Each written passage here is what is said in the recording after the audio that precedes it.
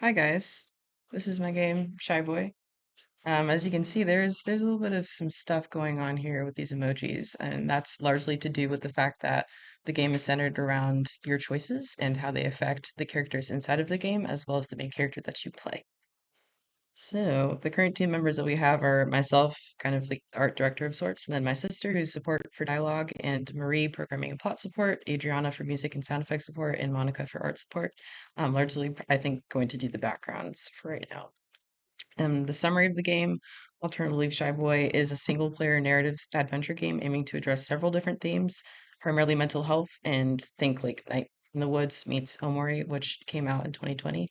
The game will allow players to recognize how their actions can affect the mental health of others and themselves, subsequently practicing how to establish healthy emotional boundaries. And give me a second. So, for the gameplay and story summary, Shiloh, Shy Green, a 13-year-old boy, lives in Quendale City with his grandmother and pet parakeet. He leads a normal life until one day he falls asleep, missing the train stop, riding home. And Shy awakens in an alternate world that forces him to see the truth of how the burdens that his friends carry will affect them. And so, as the player, you get to interact with other characters and hang out with them, as well as have conversations with his pet parakeet Mouse. You get to gain a better understanding of the struggles that a particular character goes through. Now, the NPC interactions will be dynamic and change based off of your choices, so there will be a lot of dialogue branching involved. Certain actions and inactions will affect the character's perceptions of you and feelings towards you. For the storyline and personality branching, I would love to integrate AI with that, but if that's not possible for like the duration of what the dev months I was thinking were going to be, then that's totally fine.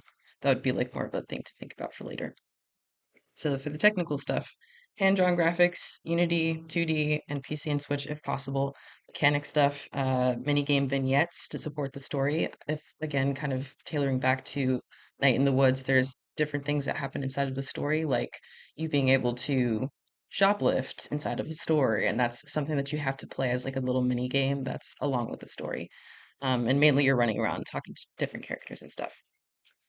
Now, the base game needs and scope for roles that we need filled are scene and level design, movement and interaction, plot and dialogue for at least, again, 3 episodes so that you can be able to make like just a general overview of how the story's supposed to go for a pitch. And then UI and menus and sound effects and music. For the scope of the project, again, I would like to have at least 3 episodes following the story that I would be able to pitch to producers and be able to get funding for so we could all be able to work on it for the long term. Stretch goals, cutscenes, and all the other things listed here. The timeline again, about 3 to 5 dev months to achieve the minimum product if all members who are involved are dedicated to the timing.